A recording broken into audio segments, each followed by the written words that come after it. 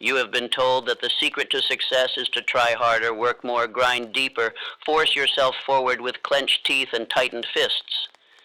You have been raised to believe that results belong to the desperate, the anxious, the breathless. But I tell you this, the man who tries too hard proves by his very struggle that he is out of alignment with law. Effort, in and of itself, is not sacred. What is sacred is right effort. Effort that obeys rhythm, that cooperates with principle, that moves like the tide, not like the storm. You are not rewarded for stress. You are rewarded for understanding, for obedience, for inner agreement with the law that governs wealth, peace, health, power, and dominion. I no longer chase, I align. Modern man is tired, not because life is hard, but because he resists truth. He fights battles that need not be fought. He does not understand that force is a sign of confusion. The more he tries to break through, the more life resists him, like a man pounding at a locked door when the key is already in his hand, but he refuses to learn how to turn it. You are not struggling because you are weak. You are struggling because you are untrained in law. The subconscious mind, the medium of all creation, responds not to pressure, but to precision. It hears not your shouting, but your state of belief. And when your state is rooted in strain, your world reflects it. Effort is useful only when guided by law. Consider Solomon. He did not gain wisdom by grinding. He did not gain riches by stress. He received them because he asked for understanding, and then lived as if he already possessed it. Or Henry Ford. He did not panic his way to mass production. He built structure. He created process. He obeyed cause and effect. He respected rhythm. And so he rose. The man who hurries is the man who has no plan. The man who strains is the man who does not trust law. The man who begs for results is the man who still believes he is separate from power. But you are not. You are not an orphan of fortune. You are an heir to spiritual law, and once you obey it, you command the world without shouting. Faith is calm, decision is quiet, power is rhythmic, trying is chaotic. Stop mistaking your panic for productivity. Results come to the man who moves with authority, not to the man who begs through performance. I move in rhythm, not in reaction. When your action is born of belief, not fear, you enter flow. When your effort is aligned with law, you become unstoppable. In this speech, I will destroy the false religion of force. I will show you why trying harder is a declaration of lack, not power. I will reveal to you how great men such as Edison, Carnegie, and Rockefeller never begged, they built, not through emotion, but through inner law. They did not need to convince themselves. They had already decided. I will show you how trying without decision is failure in disguise, how your subconscious receives your state, not your wish, how clean desire attracts while desperate desire repels, how the act of surrender is the final proof of true belief, how stillness is not the absence of movement, but the presence of faith, how the process itself is holy, and how law rewards those who walk it without strain. This is not for those who wish to feel better. This is for those who demand to build better, for those who are ready to stop performing and start constructing, for those who are willing to release the worship of effort and begin the mastery of law.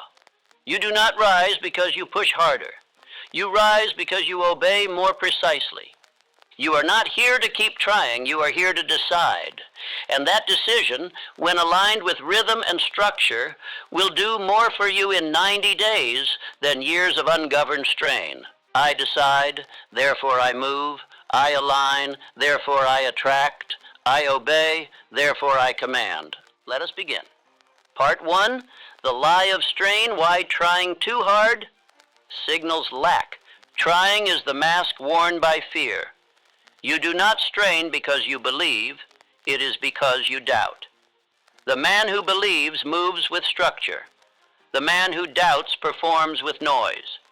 When you try too hard, you confess to your own subconscious, I do not yet have it. I must earn it by force. but that very declaration binds you to lack. You have been told to work harder. You have been told that strain is strength. But I tell you, the man who strains to prove does not believe. The man who moves as if it is already done is the man who understands law. You cannot bully your way into abundance. You must align your identity with the outcome, not beg for it through anxious effort. Look to Carnegie. He did not chase. He positioned. He surrounded himself with thinkers, with principle, with exact knowledge. His success came not from panic, but from preparation. He did not build steel by hoping. He built it by structure. And he walked forward as though the riches already belonged to him. Because in mind, they did. My movement proves I already possess. Faith is decision without noise. It is the quiet insistence that the world shall bend, not because I scream, but because I have spoken within. And if you still find yourself trying, check the origin. Is it fear? Is it doubt? Or is it law?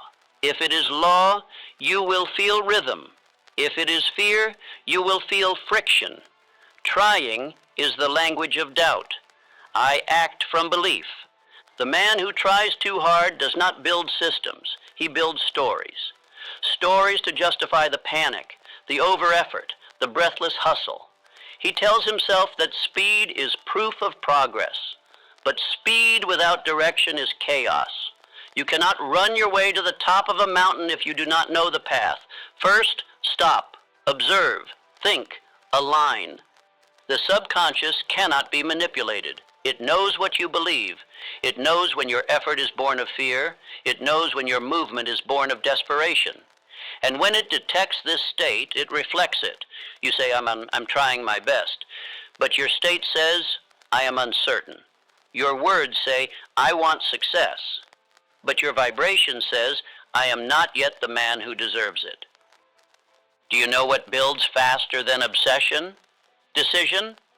Do you know what creates more than hustle? Faithful repetition of right law. The man who decides clearly, repeats rhythmically, and obeys the inner law without emotional clutter. He becomes a builder of results, not a worshiper of outcomes. I do not force. I decide. I command my result through clarity. You must replace straining with structuring. Replace panic with process. Replace performance with obedience. The man who creates wealth, influence, peace, and direction is not the man who breaks himself in search of results. He is the man who structures his days, his speech, his rituals to reflect his belief that the result is inevitable. Let me give you a law. Desperation is repellent. Just as in human relationships, cling to something too tightly and you drive it away. So too with success. The man who begs does not receive. The man who invites, prepares, and allows receives with ease, not because he did less, but because he obeyed more, not because he tried harder, but because he trusted better. In the quiet of your own mind, declare this now. I do not beg for success, I prepare for it, I no longer chase, I attract by my belief, my structure, my inner law. This is not passivity, this is power, the kind of power that Edison carried when he failed thousands of times but never rushed. He was not trying, he was deciding over and over. Instruct yourself with law. Wake at the hour you have chosen. Write your aim with firmness. Speak it aloud with certainty. Move forward, not because you're panicked, but because you are aligned. The man who builds legacy is not the one who rushes. It is the one who moves as if the outcome is already built in his spirit and must now take shape through law. Do not confuse stress for strength. Do not confuse exhaustion for execution. Do not confuse noise for power. Power is precision. Power is rhythm. Power is inner certainty displayed through quiet, obedient, faithful daily motion. And if you ever find yourself trying too hard, pause. Recenter. Strip the emotion. Replace it with law. I am the man who decides, not doubts. I am the one who builds, not begs. I am not the performer, I am the producer. I no longer try, I move with law. Speak these truths aloud until your subconscious accepts them as identity. For once your identity is law-driven, you will never again be ruled by pressure. Let the world chase, you will build. Let others shout, you will structure. Let others collapse under pressure. You will walk forward in peace, guided by inner certainty that the outcome is already written. For the man who obeys law, not panic. Now move forward, not with strain, but with spiritual command. For this is how success obeys its true master. Part 2. Rhythm over force. How all success comes from obedient flow. Observe nature. The sun does not rush to rise. The river does not force its course. The oak tree does not strain to reach the sky. Yet all move, all grow, all produce without panic. This is the rhythm of law. And if the natural world obeys a current without effort, how much more should man, who is endowed with thought, obey without strain? You have been taught that force is strength, but force applied without rhythm breaks the very structure it seeks to build. The man who builds without harmony becomes exhausted, erratic, empty. He adds weight where he needs alignment. He exerts energy where he needs exactness. Force alone is not power, it is waste, unless married to rhythm. Henry Ford did not accelerate his work by yelling at his machines. He improved their rhythm. He refined his line. He tuned the flow. His genius was not in pressure, but in pattern. When delays came, he didn't demand more sweat. He adjusted the design. Success followed not because of push, but because of principle. I work in rhythm. I obey the unseen current. When your inner life is in rhythm, your outer results cannot help but follow. The man who aligns his thoughts with precision, his actions with law, and his days with structure, moves without friction. He does not struggle against the day. He floats within its current. His results come not by shouting louder, but by listening deeper. There is a divine rhythm assigned to your purpose. There is a season, a pattern, a pace. And the man who succeeds is not always the fastest, but the one most attuned. The builder who rests in rhythm creates what the panicked man cannot. Because while others burn out, he builds through the silent momentum of law. Results flow to the man who flows within law. You must begin to study your own rhythm. When are you most clear? When are you most still? What hour do your ideas arrive? What activity expands you? What habit weakens you? Rhythm begins with awareness. Law begins with observation. And those who obey the law of their own nature command results others must strain for. Let me instruct you. Do not just schedule your tasks. Schedule your spirit. Set a morning time where no one may interrupt you. Enter silence. Read your aim aloud. Review your rhythm. Do not rush out into the world uncentered. The man who starts the day aligned finishes the day accomplished. Effort must have direction, or it becomes destruction. There is no virtue in haste. There is no reward for rushing. Success honors obedience, not speed. Look at the seed. It is buried, broken, darkened, and yet it does not complain. It grows, not through struggle, but through surrender to rhythm. The same law is true of wealth, of influence, of mastery. You cannot demand the harvest before you obey the season. You were not made to panic. You were made to plan. You were not made to react. You were made to align. You are not here to match the world's chaos, but to rise above it through the discipline of calm movement. I move like the tide. I do not force. I am governed by inner law. Speak this until you feel its weight. Now understand this. Your calendar is your covenant. If you do not command your time, it will be commanded by others. And if your rhythm is stolen, your results will be too. Let no man, no event, no fear, no delay rob you of your divine rhythm. Rise, move, building, but never rush. for to rush is to abandon law. The man who becomes unstoppable is not the man who adds more, but the one who removes what interrupts the flow. You must guard your energy. You must protect your hours. You must defend your attention. Because if rhythm is broken, your power is fragmented, and a fragmented man cannot command wealth. Return now to stillness. Ask yourself, what rhythm must I restore? What flow must I follow? What law must I obey? Write the answer. Live the answer. For the man who obeys rhythm rises above resistance. And the man who moves with law never needs to try. He needs only to continue. Let others be frantic. You will be faithful. Let others burn out. You will burn steadily. Let others grind against the grain. You will move with the current of law. You will build with harmony. You will rise with precision. And your life shall become a testament, not of trying, but of timeless obedience to rhythm. Part 3. The subconscious detects the truth behind your trying. The subconscious mind is your silent builder. It does not speak, but it never sleeps. It is not moved by noise, but by signal. And when you try too hard, strain too much, beg, plead, or push, you send it one message: I do not believe I have. That message is the seed of failure. You may repeat affirmations all day long, but if your tone is anxious, if your heart is uncertain, if your energy is desperate, your subconscious will obey what you feel, not what you say. It listens to your spirit, not your surface. It reads your inner certainty, or your lack of it, and builds accordingly. Edison did not stand before his invention demanding it work. He did not scream his desire. He moved with calm repetition. He believed. He acted as if it already existed, and because he aligned thought with conviction, the unseen began to take shape.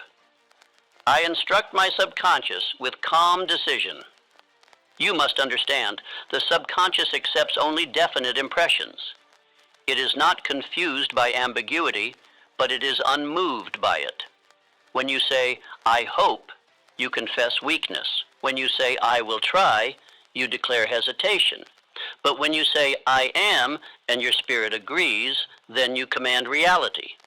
Faith must not be dramatic. It must be decisive.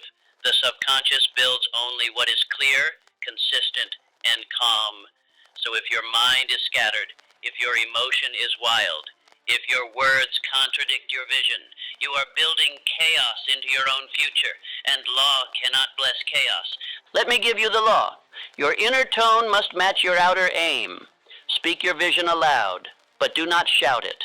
Say it with poise. Say it with rhythm. Say it until it becomes law within. This is how to apply autosuggestion, not with panic, but with spiritual precision. Each time you say your aim, do not perform it, confirm it. Feel the truth of it. Stand as one who already possesses.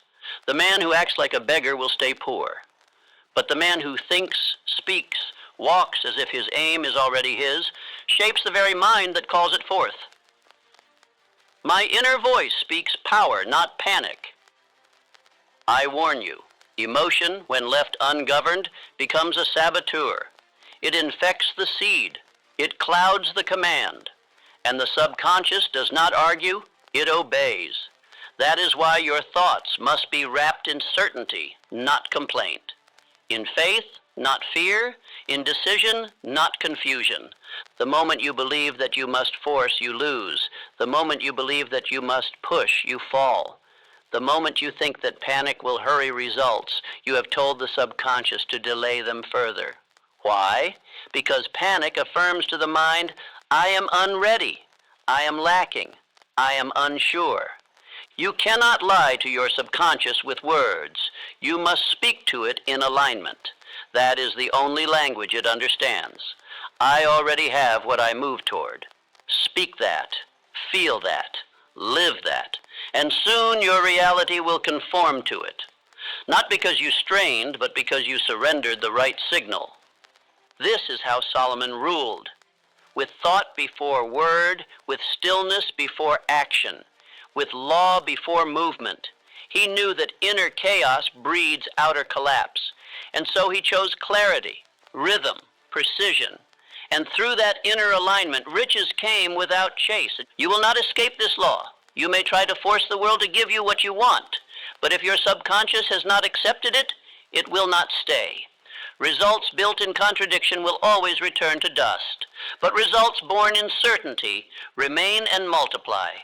Do not chase what the mind cannot yet hold. Build the mind first.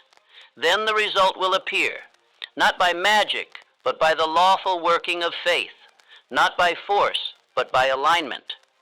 And that alignment begins with how you feel while you act. Calm power, not frantic effort. Now I give you the exercise. Twice daily, speak your definite chief aim aloud. Speak it slowly. Speak it with breath. Speak it with command. Then close your eyes and see it done. Not wished for, done. Then move through your day as the man who already possesses. That is the law. I instruct my subconscious with calm decision. I already have what I move toward. My inner voice speaks power, not panic. Repeat these not to convince, but to confirm. You are not trying to get there. You are returning to what law has already prepared for the man who obeys it. Let your spirit lead your action. Let peace anchor your movement. Let belief be the breath beneath your work. And never again say, I'm trying. Say, I have decided. Let that be the voice that creates worlds. Part 4. Over-trying destroys magnetism. Why desire must be clean. There is a point when desire ceases to be a tool and becomes a chain. Many men fall here. They start with vision, with purpose, with hunger, but then they cling, they crave, they obsess. They want so badly that their very desire becomes the reason they repel the thing they seek. This is not poetic theory. This is law. When you grip too tightly, you create resistance. When you obsess without order, your energy becomes cloudy, and nothing of value is built in confusion. Solomon desired wisdom, but he did not demand it. He asked, he received, he obeyed. And because his desire was clean, his kingdom was secured. Understand this, clean desire is focused, it is structured, it does not beg and it does not flinch. It writes the aim, builds the steps, obeys the rhythm, and leaves the rest to law. My desire is pure, my aim is clean. Say that, mean that, and act in accordance. The man who obsesses without discipline is like a builder who stares at blueprints but never lays brick.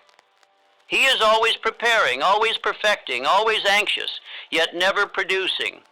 Why? Because his desire has become emotional indulgence, not spiritual directive. When your aim is pure, your desire flows through you, not over you. It does not crush your peace. It does not steal your sleep. It moves like a current, not a storm. And that current carries you toward results without chaos. Clarity is magnetism. Chaos is repulsion. Edison knew this. He burned with desire, but he never panicked. He worked like a man who had already seen the end. His faith was so structured that even failure could not shake it. When others ridiculed his repetition, he replied, I have not failed. I have found 10,000 ways that do not work. That is a clear desire at work, not a desperate one. I tell you now, clean your desire. Remove fear from it. Remove panic. Remove the frantic need to prove, to show, to force. Remove the noise. What remains will be powerful, magnetic, and effective. Your mind is a transmitter. It sends out signals, and the universe, by law, responds. If your signal is desperation, anxiety, or doubt, you will attract delay and distortion.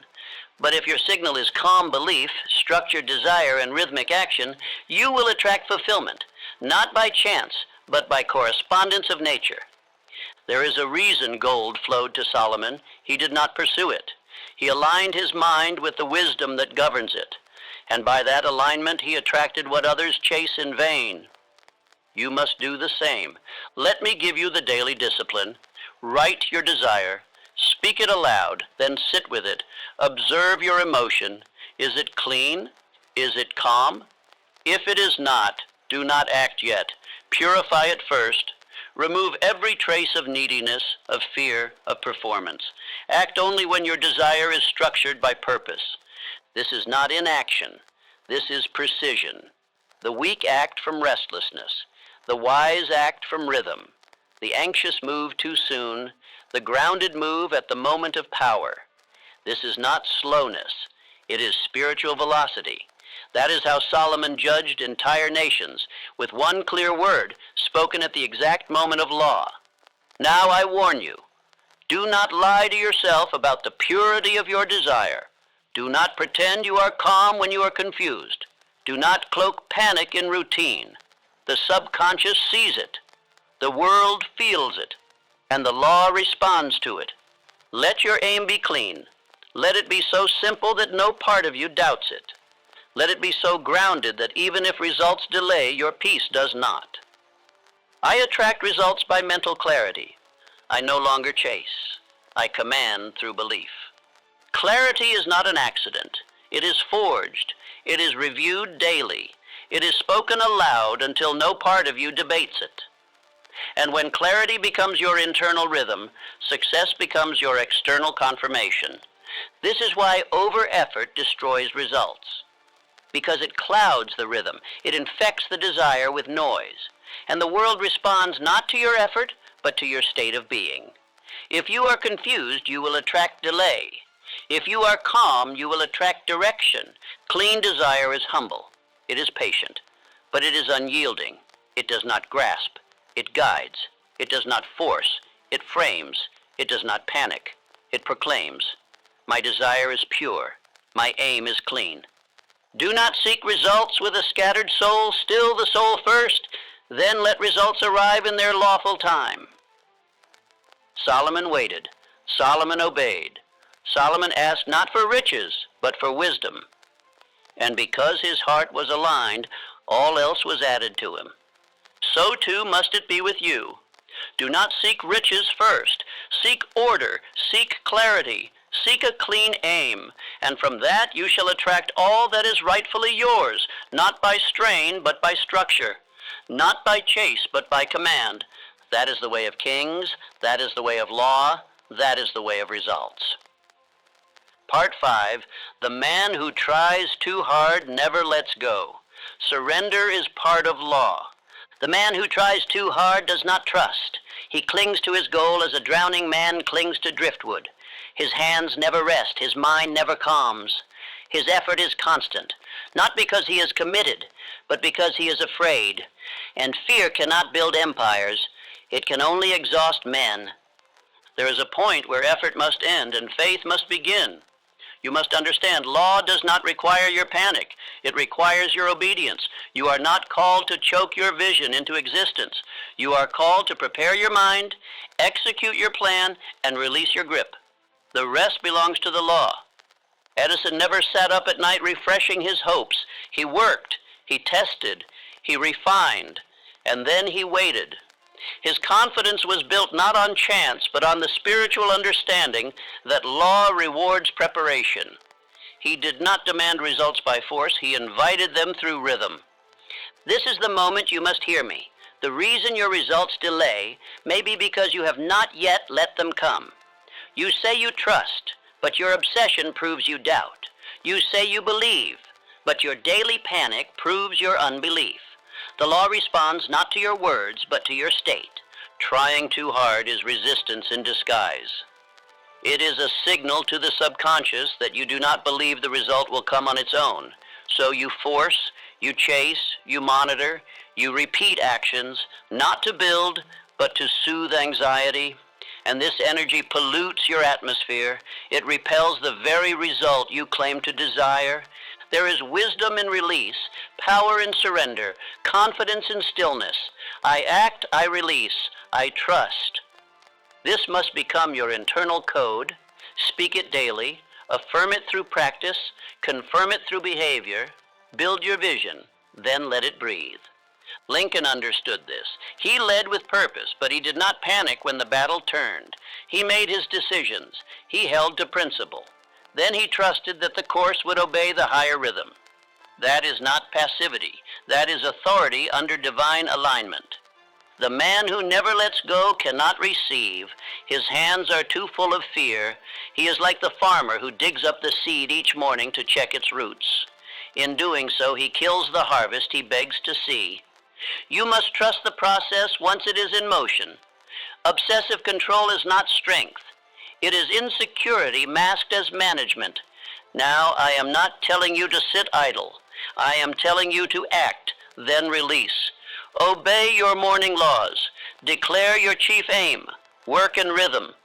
And once the seed is sown, leave it. Stop doubting your effort. Stop retesting your decision. Let law move. You must understand the difference between building and begging. Building is structured action followed by surrender to law. Begging is restless panic followed by breakdown. You were not built to beg. You were built to believe and obey. Let me speak plainly. The man who checks the result 10 times a day has not released his desire. He still owns it with panic, and what he owns with panic cannot serve him with peace. Let go. That is not weakness. It is the strength of one who knows he has done his part and trusts that law will do the rest. When you surrender, you do not surrender your aim. You surrender your need to see proof immediately. You surrender your obsession with outcome. You surrender your addiction to control. And in doing so, you become available for results. I act, I release, I trust. These are not passive affirmations. These are spiritual instructions. They are proof that you now understand your role. You are the initiator, not the controller.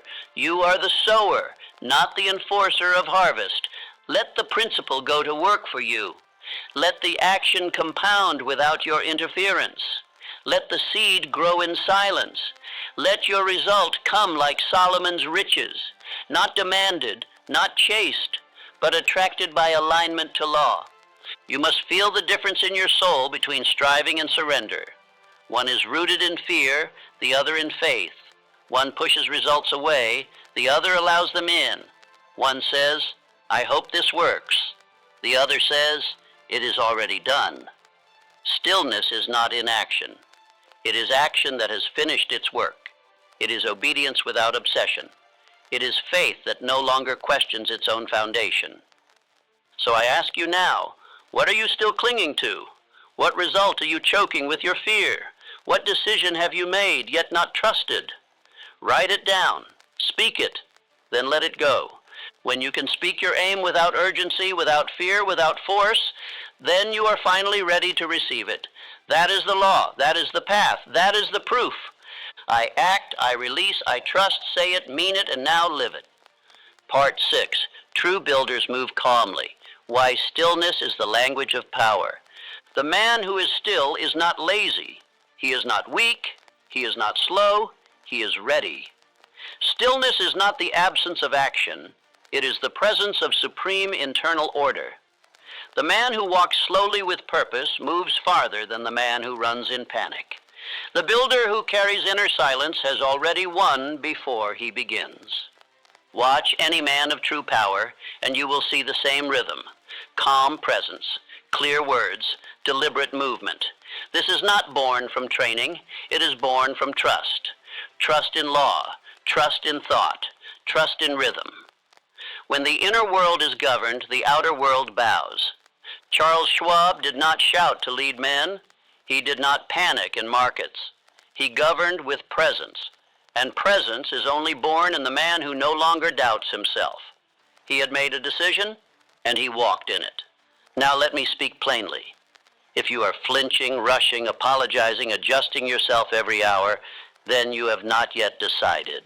You are still negotiating. And that negotiation creates weakness. It broadcasts instability.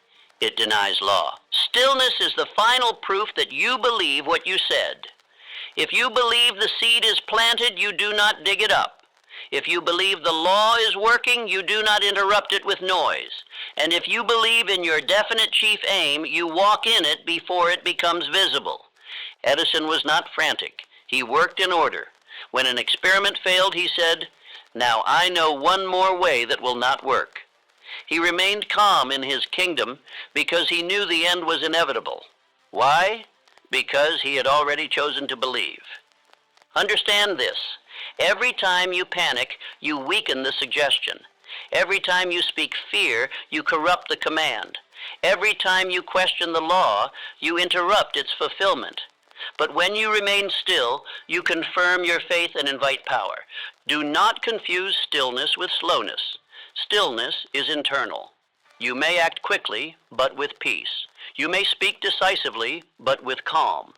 The still man is not passive. He is centered. His will is no longer at war with itself.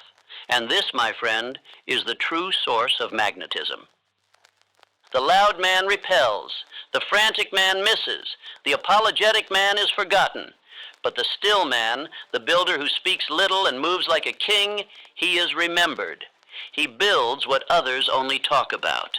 So I say to you, begin to practice stillness like a sacred ritual. Rise early. Sit without motion. Speak your aim aloud once, and then dwell in it. Let it echo through your being. Let it arrange your thoughts, your breath, your choices. This is the morning rhythm of kings. Stillness must come before decision. Stillness must follow action. Stillness must fill the space between faith and result.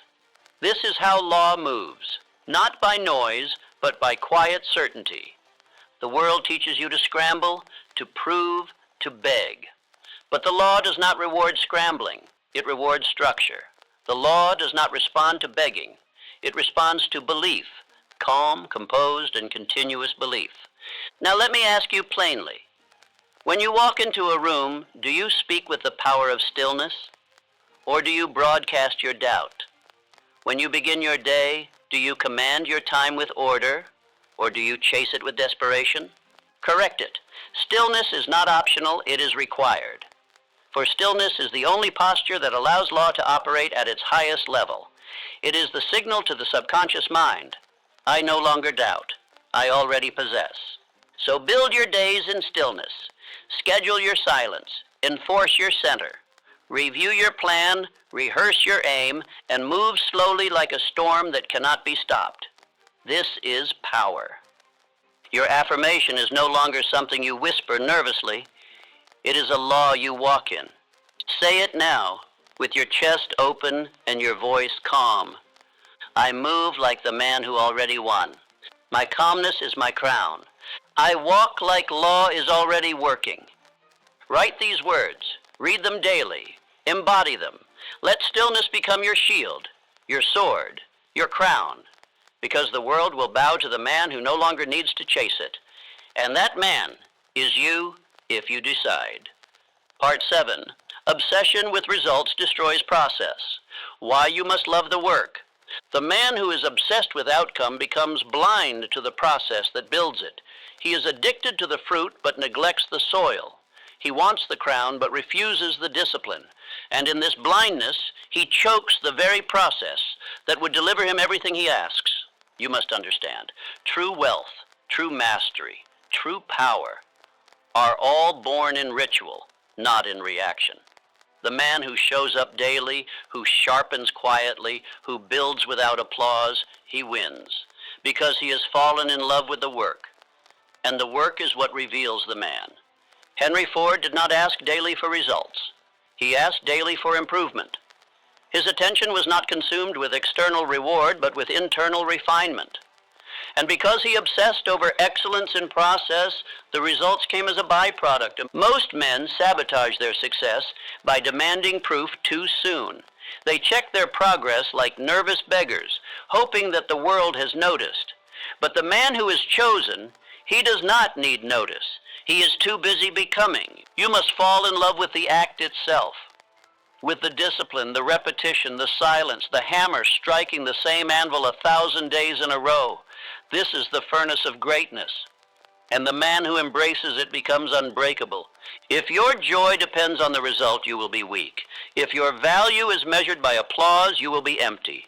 But if your satisfaction is born in the act itself, in the sharpening, the planning, the execution, then no man, no storm, no silence can stop you. Thomas Edison lit the world because he fell in love with the test.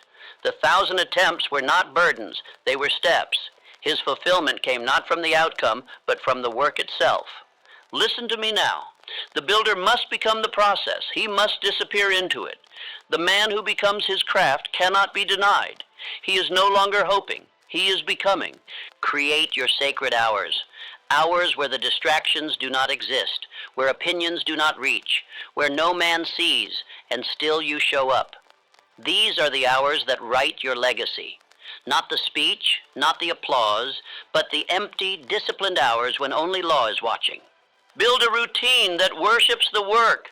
Wake with clarity. Begin before the world rises. Lay the next brick. Write the next sentence. Speak the next affirmation. Do not ask if it's working. You are working it. Do not ask if it's enough. Make it enough. Fall in love with doing it again and again and again until the work becomes your identity. Until there is no separation between the builder and the building. You must no longer act from need. You must act from truth. The truth is, the man who repeats the right act in silence becomes a master, and the master is rewarded beyond his dreams. This is why obsession with the result is poison. It distracts the mind, it clouds the plan, it turns builders into beggars. You must trade that obsession for devotion. Devotion to your aim, your process, your law. Say it now, and let it strike your soul. I love the process. The result is already mine. Mastery is my reward. I show up because I am the builder. These are not just affirmations. These are instructions to your subconscious. Every time you repeat them, you remind yourself, I am not chasing, I am creating. Detach from the result. It will arrive. It always does, when the builder becomes worthy of it. Let go of needing to prove. Fall in love with building it in silence. Let your obsession be your discipline, not your desire. The world will hand the crown not to the loudest, but to the most consistent. And consistency comes not from motivation, but from identity. You must become the kind of man who builds regardless of reward. This is how power is born.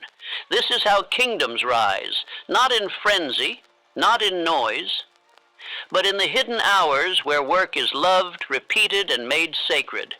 Say it again. I love the process. The result is already mine. I am the builder, and this work is my throne. And remember, results are the shadow, but the process, that is the shape. Love the shape, love the swing, love the silence, and all else will follow. Part 8. The man who trusts law becomes unstoppable. There comes a time when the man who once tried, once doubted, once forced, must cross into law, and when he does, something remarkable happens. The fear vanishes, the pressure dissolves, and in its place stands a calm, deliberate, powerful presence. For the man who trusts law no longer asks, no longer strains, he simply moves as if it is done. You must grasp this truth. All success is governed by law, not by hope, not by intensity, not by endless strain, but by unseen, unchanging, irrevocable law. The man who aligns with it becomes unshakable. Because he no longer fights for results, he walks in rhythm with results already coming to him. Andrew Carnegie built empires not because he tried harder, but because he understood the laws of industry, leadership, and decision. He moved in such obedience to these laws that wealth had no choice but to obey him. The law is not emotional. It is not impressed by suffering. It is not activated by panic. It responds to precision. It rewards clarity. And it multiplies the man who does not deviate. You are not rewarded for stress. You are rewarded for alignment, for obedience to rhythm, for declaring your aim, building your pattern, and then walking it until the world cannot help but yield to your certainty. Say it with power. I build with law, not strain. I am no longer desperate. I am decided. I walk in rhythm and law delivers in full. Trying is what men do when they are afraid. When they do not know what works, they panic. They force. They tighten. But the man of law does not panic. He executes. He repeats. He holds the line. And the longer he holds it, the greater his return. This is the root of faith, not belief in nothing, but belief in law. The same way the sun will rise, the same way the seed will grow, the same way your effort, rightly aligned, will bring what you seek. Do not ask if it is working. Do not beg for signs. Do not return to doubt. Law does not tolerate the double-minded man. You must become single in aim, single in rhythm, single in identity. The moment you decide that law works and live as if it must, you become unstoppable. Because now your outcome is no longer tied to emotion, nor to external applause. It is tied to unchanging principle. The builder who walks by law moves differently. He does not need to rush. He does not need to prove. He knows. And that knowing gives him calm, power, magnetism. You feel it when he walks into the room, not because he tries, but because he is. This is what you must become, a man of inner law, of rhythm over reaction, of structure over stress. And to become him, you must do this. Write your definite chief aim. Build a pattern of practice around it. Speak it aloud every morning. Obey the pattern, regardless of emotion. Refuse to question what law will deliver, and day by day something holy begins to happen. The world bends to your consistency. Opportunities rise, doors open, not because you chase them, but because you aligned with the rhythm that creates them. The man who lives like this does not burn out. He is not ruled by stress.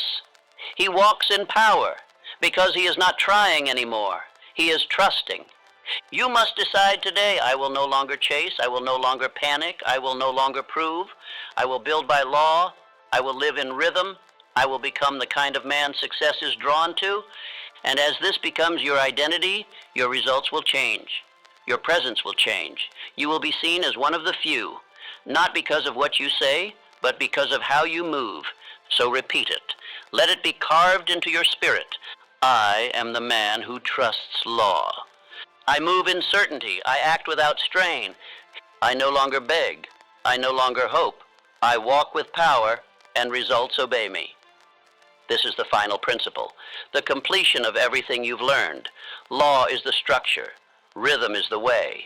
And you, the man, are the builder. Not with panic, not with begging, but with quiet, relentless command. Begin this way, and you will never need to try again. You will decide, you will walk, and everything you need will come, not by chase, but by alignment. This is the truth. This is the law. Now live it. Now let me leave you with no confusion. This entire journey has not been about effort. It has been about alignment. You came to this message believing that if only you tried harder, forced more, pushed longer, you would finally break through. But trying was the very chain. Force was the very prison. You do not need more emotion. You need more law. You do not need more strain. You need more structure. You do not need more hours of desperation. You need minutes of calm command. Everything I have given you, every word, has one aim: to restore your faith in law over pressure, rhythm over chaos, inner certainty over outer struggle. Understand this fully now. The man who succeeds is not the man who breaks himself in two. He is the one who builds one small piece of structure daily, with obedience and belief. And because he does not doubt the law he walks in, he does not flinch, he does not panic, and he does not stop. Say this aloud, not as poetry, but as contract. I build by law, not emotion. I obey rhythm and receive results. I have already won because I no longer beg. Edison did not become great by obsession. He became great by repetition. Ford did not become great by anxiety. He became great by calm planning. Lincoln did not become great by force. He became great by faith under pressure. Each one obeyed a higher rhythm, and because of that, they could wait when others rushed. They could hold course when others folded. They could walk with authority, not because they were chosen, but because they chose law over emotion. Now, it is your turn. You've been trying. You've been pushing. You've been begging life to change. But life does not respond to desperation. It responds to structure. And today, you are no longer a beggar. You are no longer a chaser. You are no longer the man who breaks under pressure. You are the man who decides. You are the man who moves on law, not on mood. You are the man who no longer needs to try, because you already know what works. Build your day by law. Begin at the same hour. Speak your aim aloud. Touch your craft. Refine your rhythm, and then let law deliver. You will look back on this moment as the turning point, not because you found new effort, but because you dropped the old weight. You stopped grasping. You stopped gasping. You stopped trying, and you started building. This world does not reward chaos. It does not reward stress. It rewards calm power under principle. Be that principle in motion. Say it again until it lives inside your bones. I no longer try, I align. I no longer beg, I build. I am the man law has been waiting for. And now go. Return to your structure. Return to your rhythm. And watch how quickly the world begins to bend. Not because you chased it, but because you became unmovable. This is the end of striving. This is the beginning of real power.